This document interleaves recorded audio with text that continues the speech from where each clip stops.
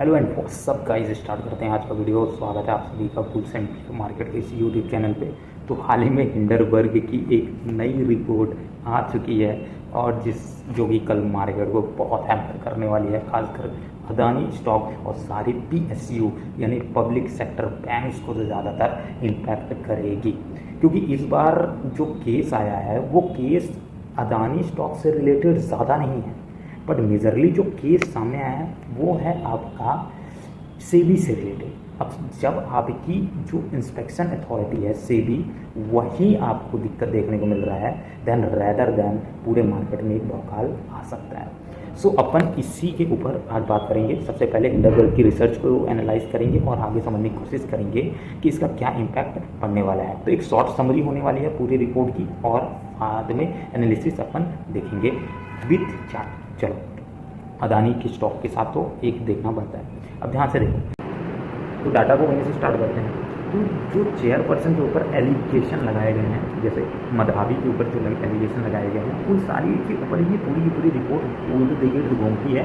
तो हम एक शॉर्ट में रिकैप लेंगे पूरे के पूरे रिपोर्ट को, समझने की कोशिश करेंगे कि आखिरकार हिंडरबर्ग ने क्या एलिगेशन लगाया है पूरे के पूरे अदानी ग्रुप को लेकर के, साथ ही साथ सेबी के ऊपर क्या है, सेबी चेयरपर्सन के ऊपर उन्होंने क्या एलिगेशन लगाया है। तो पहली बात, जो रिपोर्ट की स्टार्टिंग ही है वहाँ पास से अपने को देखने को मिल जाता है कि कहीं ना कहीं जो हिंडरबर्ग है वो नाराज है। आप 2 मिनट इसकी एक बार मैं कलरिंग को चेंज कर लेता हूँ ताकि ये अपने को क्लियर हो। हाँ, तो कहीं ना कहीं हिंडरबर्ग नाराज है जो इन्होंने 18 मंथ पहले एक अदानी रिपोर्ट को रिलीज़ किया था।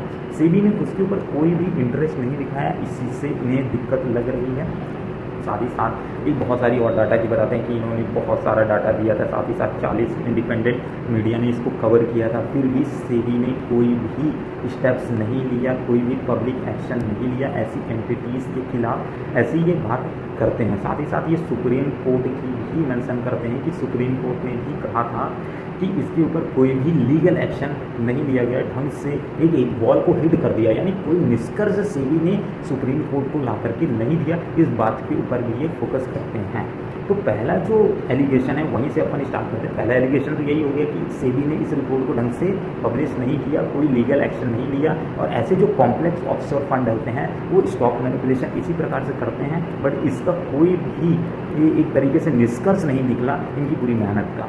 तो यहाँ पर बताते हैं कि जैसे IPE प्लस फंड के बारे में, जैसे IPE प्लस फंड जो कि एक स्मॉल ऑफशोर मॉरिशियस फंड है जिसका यूज़ किया गया था अदानी डायरेक्टर्स द्वारा अपने ही स्टॉक स्कैंडल में, यानी मैनिपुलेशन में, जो अपन बोल सकते हैं IIFL के थ्रू किया गया था। वो कहीं ना कहीं एक बैकग्राउंड डाटा को फिर से उठाया गया है कि पिछली बार ऐसा था, इस IPE प्लस फंड का यूज़ किया गया था जो कि एक तरीके से गौतम अदानी के भाई विनोद अंबानी की ही एक कंपनी की तरह काम करता था और वही अपनी ही स्टॉक को एम्पावर करते थे, अदानी ग्रुप के स्टॉक्स को एम्पावर करने के लिए उसी में फंड इन्वेस्ट करते थे। देखिए, एक तरीके से अपन को ये समझ है कि मैक्सिमम कोई इन्वेस्टर किसी स्टॉक में हो सकता है वो 75% है, पर अदानी के केस में क्या एलिगेशन लगाया था हिंडरबर्ग ने कि कहीं ना कहीं इन्हें लग रहा है कि अदानी अपने स्टॉक में 75% से ऊपर होल्ड करता है। और वो कैसे होल्ड करता है, वो इन ऑफशोर फंड के थ्रू होल्ड करता है, प्राइवेट एंटिटीज़ के थ्रू होल्ड करता है। इससे होता क्या है, देखो सेबी जो पूरी की पूरी मार्केट है उसमें सेबी ने ऐसा क्यों कहा कि भैया एक कंपनी में 75% ही होना चाहिए। ऐसा इसलिए कहा है क्योंकि अगर 25% मार्केट में ऐसे स्टॉक फ्लो में रहेंगे देन यहाँ पास मैनिपुलेशन कर पाना मुश्किल, क्योंकि जो प्रमोटर होते हैं वो भी स्टॉक खुद बाय सेल तो नहीं करते, मार्केट में ज़्यादा मेजरली पार्टिसिपेशन उनका नहीं देखने को मिलता है, बट ये जो 25% शेयर है ये पार्टिसिपेशन करता है मार्केट में। बट अगर इसी में से फॉर एग्जांपल अदानी, अगर एग्जांपल के तौर पे बात करो, 75% खुद इस शेयर को वो होल्ड करता है। अब अगर मैं इसमें से मान लेते हैं 18% बात कर लें या 20% बात कर लेते हैं, 20% फिर से अदानी एडिशनल कहीं ऑफशोर फंड से जो हिंडरबर्ग लगा रहा है एलिगेशन उसके थ्रू अगर होल्ड करता है तो मार्केट में कितने % शेयर रह जाएंगे, सिर्फ 5%। अब ध्यान से समझो, अगर मार्केट में 5% ही सिर्फ शेयर्स रह जाएंगे तो गेम किसके ऊपर होगी? सिर्फ 5% के ऊपर खेली जाएगी। अब सोचो 5% स्टॉक को मैनिपुलेशन करना कितना आसान है, बहुत आसान है। साथ ही साथ अगर आप 20-25% में 20% खुद ही स्टॉक को खरीदते जा रहे हो और उसे ऊपर तक ले जा रहे हो, देन स्टॉक प्राइस से ऊपर ही जानी है। रिटेल इन्वेस्टर 5% में एड़ी से चोटी तक कदम लगा लेगा, फिर भी कुछ नहीं कर सकता है। तो इसमें रिपोर्ट में यही बोला जा रहा है कि कहीं ना कहीं जिस प्रकार से पिछली बार विनोद अंबानी ही कहीं ना कहीं पूरे के पूरे अदानी ग्रुप्स को मैनिपुलेट कर रहे थे एज एडिशनल तौर पे, वो कहीं ना कहीं केस के ऊपर ढंग से जांच नहीं है। इसमें इन्होंने एक कॉम्प्लेक्स स्ट्रक्चर की बात की है। जैसे आप समझोगे कि जैसे global dynamic opportunity fund GDOF की बात करें तो जो कि बरमुदा की मतलब इन बरमुदा है और एक तरीके से ब्रिटिश ऑफ सी टेरिटरी में आती है और जो कि एक प्रकार का टैक्स हेवन है, मतलब अच्छी खासी इनको छूट मिलती है टैक्स में। जो अगर फॉर एग्जांपल इन्होंने स्टॉक खरीदा, स्टॉक बेचा, अब उससे जो इन्होंने फंड पे बेनिफिट कमाया वो बहुत कम लगता है। तो ये कहीं ना कहीं इनको टैक्स हेवन की तरह काम कर रहा है कि भैया अपनी शेयर को ऊपर ले जाओ, बेच दो और उसके ऊपर टैक्स भी कम चुकाओ। क्योंकि इंडिया में क्या रूल आ गया है कि भैया आपको नेट 12.5% तो लॉन्ग टर्म में देना पड़ेगा और शॉर्ट टर्म में अगर आपको बेनिफिट होता है तो 20% देना पड़ेगा। तो वहाँ के टैक्स हेवन में क्या रहता है 8%, 5% देना पड़ता है। तो ये कहीं ना कहीं ये चीज़ें फ़ायदा कर रही हैं। ऐसा ये मतलब अगर इसके पीछे का कॉन्टेक्स्ट समझोगे तो यही बातें इसमें सामने आती हैं। ठीक है, आगे अगर बात करें तो इसी चीज़ को और नोटिस किया गया। जैसे हुआ क्या था कि ऑन अगस्त 2013 इस पूरे के पूरे चीज़ को एक बार एक्सप्लेन किया गया है हिंडरबर्ग द्वारा। तो एक बार इसको समझने की कोशिश करते हैं। मैं कलर को चेंज कर लेता हूँ, green I think so match नहीं करेगा। तो जैसे कि यहाँ अब बोला जा रहा है कि ऑन अगस्त 2013 क्या हुआ, ATIS ने क्या किया, सब्सक्राइब किया अनादर फंड को जो कि बरमुदा में थी और एज एडमिनिस्ट्रेटर और उस पर एक अच्छी खासी होल्डिंग ली एपेक्स फंड सर्विस लिमिटेड के थ्रू। यानी एपेक्स फंड सर्विस लिमिटेड क्या है, अथॉरिटी टाइप का है जिसके थ्रू इन्होंने दूसरे अनदर फंड्स को सब्सक्राइब किया जिसका नाम था global dynamic opportunity fund GDOF।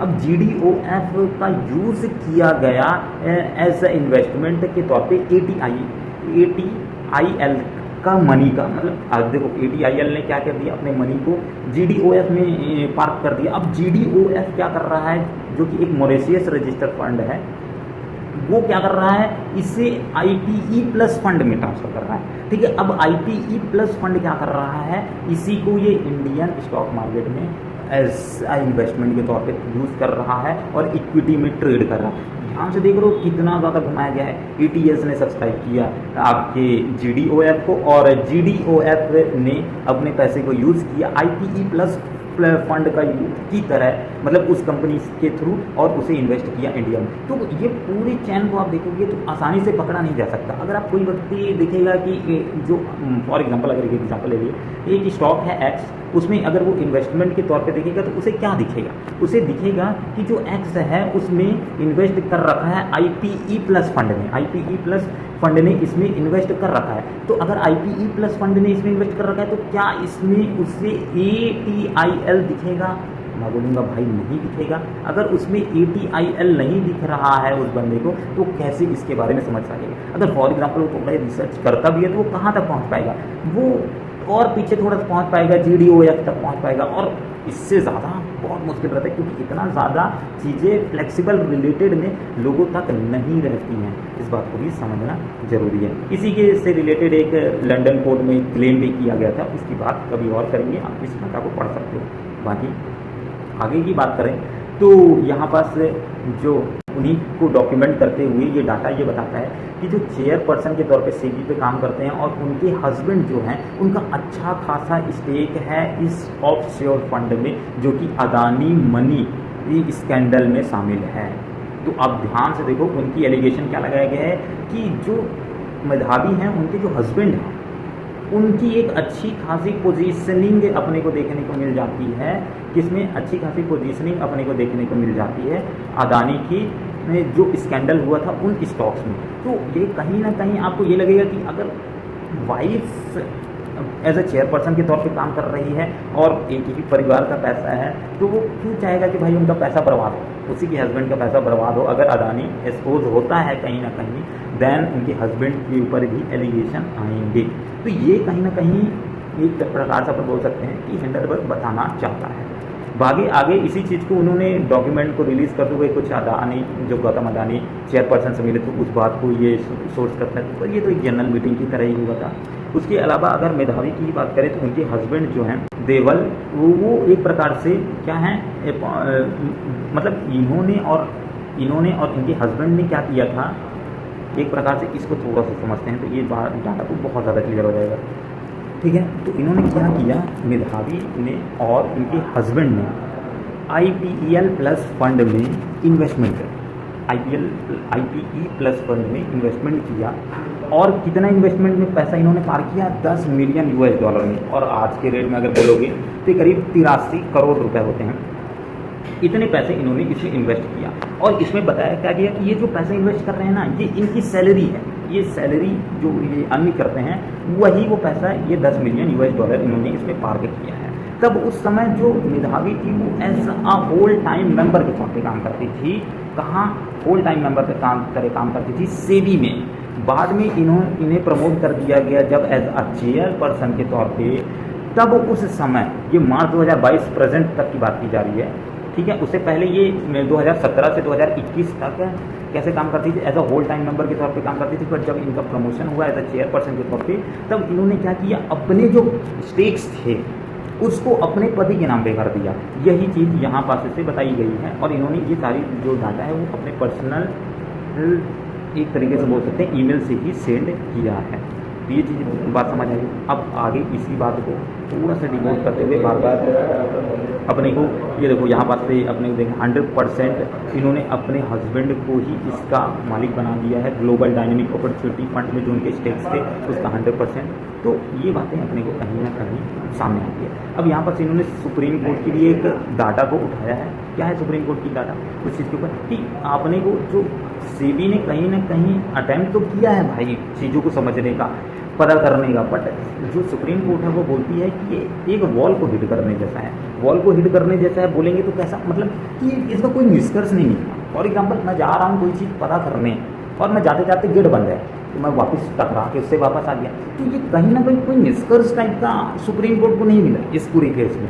तो ये ना कहीं इस चीज़ के ऊपर अपने को कोई क्लियरेंस नहीं मिली। और जाहिर सी बात है ये कोई क्लियरेंस ढंग से नहीं है, ये भी अपने को भी मालूम है। चलो आगे अगर बात करें तो सेबी ने कोई भी लीगल एक्शन नहीं लिया है अदानी शेयर होल्डर्स को लेकर के, इसी बात के ऊपर फोकस किया जा रहा है। आगे अपन देखते हैं कि अप्रैल 2017 से मार्च 2022 तक जब मेधावी 100% वो इन्वेस्टेड थी अपनी ही, मतलब एक कंसल्टिंग फ्रेम में 100% इन्वेस्टमेंट थी जो अरोगा पार्टनर्स है उसमें। और इस समय ये बात नोटिस किया जा रहा है कि जब उनकी अपॉइंटमेंट हुआ है उस समय से 2 वीक था वो 100% एज ए इन्वेस्टर की तरह काम कर रही थी अरोगा पार्टनर्स में, और वो सेबी की चेयरपर्सन की तरफ ही काम कर रही थी। तो ये कहीं ना कहीं कॉन्फ्लिक्ट ऑफ इंटरेस्ट की बात आ जाती है कि भाई एक व्यक्ति 2 जगह काम कर रहा है, तो अपने को कहीं ना कहीं इस तरीके से स्कैंडल टाइप करती है। भाई अगर वो चेयरपर्सन है देन वो अपनी ही कंपनी को प्रमोट करेगा ना। फॉर एग्जाम्पल है कोई, अगर एक जैसे डोनाल्ड ट्रंप की ले लेते हैं, तो एक एग्जाम्पल अगर समझोगे, डोनाल्ड ट्रंप की कंपनी वो प्रेसिडेंट की तरह काम भी करते हैं। अब डोनाल्ड ट्रंप एज अपनी ही कंपनी को प्रमोट करने की कोशिश करेंगे ना जब वो प्रेसिडेंट बन जाएंगे, तो ये कहीं कॉन्फ्लिक्ट ऑफ इंटरेस्ट टाइप का नहीं लगता है। उसी प्रकार से यहाँ भी इस चीज़ को ही नोटिस किया गया है। इस पूरी चीज़ में मैं डाटा दे दूंगा आपको डिस्क्रिप्शन में, तो आप ये पूरी के पूरे ये सारी चीज़ें के ऊपर एक बार खुद से भी स्टडी कर सकते हो आने टाइम पे। इसके अलावा एक बात करें तो आगे बोला इसी बात को फिर दर्शाया गया कि जैसे सीनियर एडवाइज़र की तरह भी काम कर रहे हैं ब्लैक स्टोन में, इस बात के ऊपर फोकस किया गया है। आगे क्या बात किया जा रहा है इस बात को समझते हैं। जैसे यहाँ पर एक एलिगेशन ये भी लगाया गया है कि ड्यूरिंग हर टेन्योर, जब उनका टेन्योर चल रहा था तब उनके जो हस्बैंड हैं वो एक एडवाइज़र के तौर पे, सीनियर एडवाइज़र के तौर पे चुन लिए जाते हैं। ब्लैक स्टोन में बहुत बड़ी कंपनी है भाई, real estate and capital market में, तो उसके सीनियर एडवाइज़र के तौर पे चुन लिए जाते हैं। बट यहाँ एक बात और हाईलाइट किया गया है कि जैसा उनके हस्बैंड की अगर लिंक्डइन प्रोफाइल को चेक किया जाएगा तो वहाँ कोई भी एक्सपीरियंस की उन्होंने नहीं दे रखा है कि उनका रियल इस्टेट और कैपिटल मार्केट में अच्छा खासा एक्सपीरियंस है, ऐसा कुछ बात नहीं किया गया। तो बिना एक्सपीरियंस के बंदे को कैसे एक सीनियर पोजीशन पे रखा जा सकता है, ये बात हिंडनबर्ग ने उठाने की कोशिश किया है। आगे अगर बात करें तो ब्लैक स्टोन जो कि REITs को प्रमोट करता है, स्पॉन्सर करता है कंट्रीज़ में, उसको भी कहीं ना कहीं इंडिया में अभी इस समय पे बहुत ज़्यादा प्रमोट किया जा रहा है। इस बात पे हिंडरबर्ग बोला जा रहा है, क्योंकि अगर इसी चीज़ को थोड़ा सा अपन फोकस करेंगे तो अपने को ये बात दिखती भी है कि जैसे इन मनी कंट्रोल की ही एक उन्होंने डाटा उठाया है कि जो सेबी चीफ हैं उन्होंने अब क्या कहा है कि REITs एक फेवरेट प्रोडक्ट हैं आने वाले फ्यूचर के लिए, और ये एज आई इक्विटी के ही इक्विवेलेंट पोटेंशियल रखते हैं ग्रोथ में। तो कहीं ना कहीं एक सेबी चेयरपर्सन ही इस चीज़ को प्रमोट कर रहा है, ये चीज़ें अपने को देखने को मिल सकती है। उसके अलावा अपने को क्या यहाँ पर 2-3 पॉइंट देखने को मिल सकते हैं कि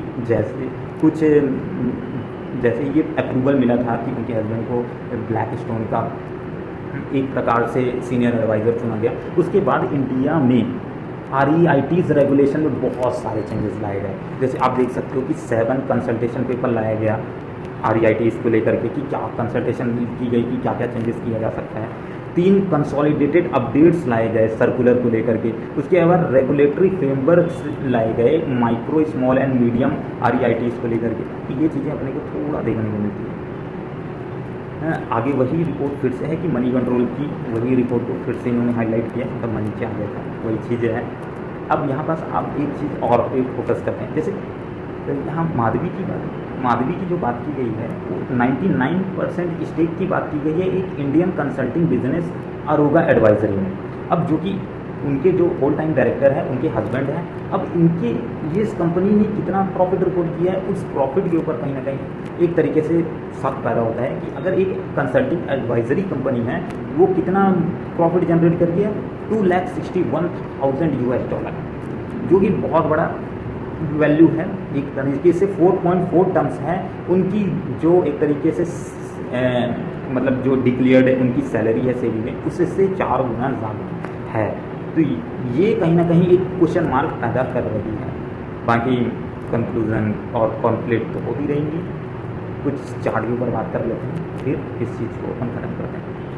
तो यही पूरी की पूरी रिपोर्ट थी जिससे बताने की कोशिश की गई है। अब एक फाइनल कंक्लूजन के ऊपर भी अपने को आना जरूरी है। एक काम करते हैं, अपने को थोड़ा सा तो अपन इसके मतलब एक टारगेटेड देखते हैं कि क्या इम्पैक्ट पड़ सकता है। तो अगर आप यहाँ पास से देखोगे तो ये मैंने अदानी इंटरप्राइजेस की ही ऑप्शन एंड चैन्स को खोल रखा है। तो आपको ऑप्शन चैन में अपने को पुट ऑप्शन में ज़्यादा बड़ा ऑप्शन नहीं देखने को मिलेगा, करीब 2500 तक का देखने को मिलेगा। बिड क्वांटिटी बहुत कम है।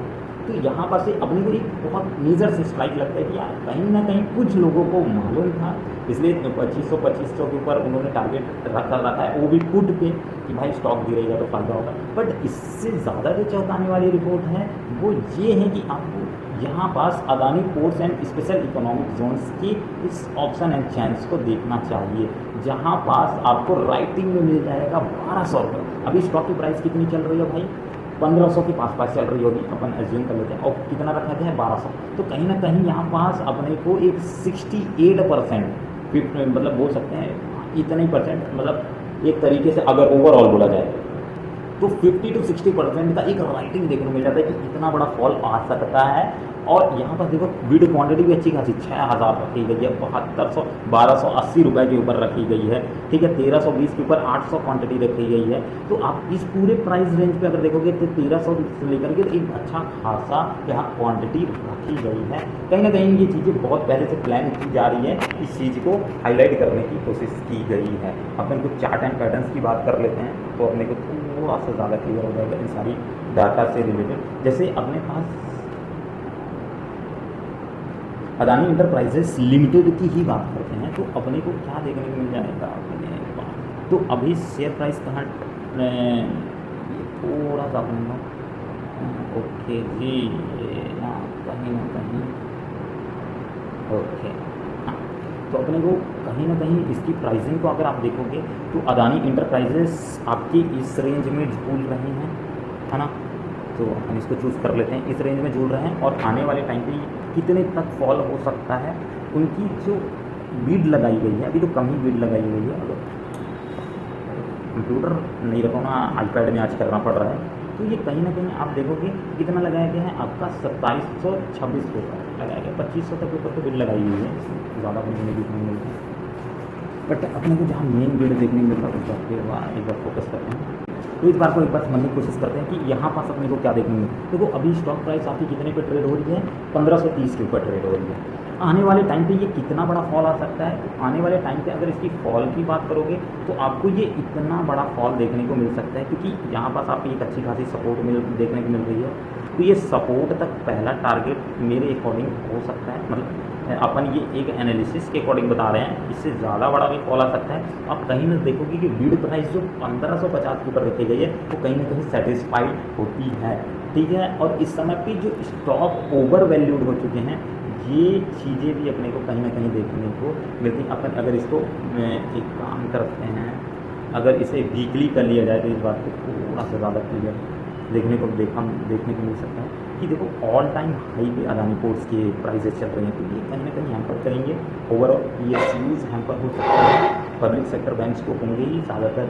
SBI में अपने को मेरे को लग रहा है कि देखने को मिलेगा, प्राइवेट सेक्टर बैंक्स कम ही होंगे, बट बैंकिंग सेक्टर कहीं ना कहीं, और इसके अलावा अदर गवर्नमेंट जो कंपनीज हैं वहीं भी हैम्पर हो सकती है, क्योंकि इससे ओवरऑल पूरे ट्रेड भी कहीं ना कहीं लोगों को लगता है इम्पैक्ट पड़ेगा। बट अगर एक डाटा के अकॉर्डिंग बात किया जाए तो ये एक रिपोर्ट है, इससे बिजनेस पे इम्पैक्ट नहीं पड़ता है, उनके इससे क्लाइंट कम नहीं हो जाते हैं, बट ओवरऑल कहीं ना कहीं ट्रस्ट कम होता है कंपनी के ऊपर, और इतना ज़्यादा प्रीमियम लोग चुकाने से डरते हैं।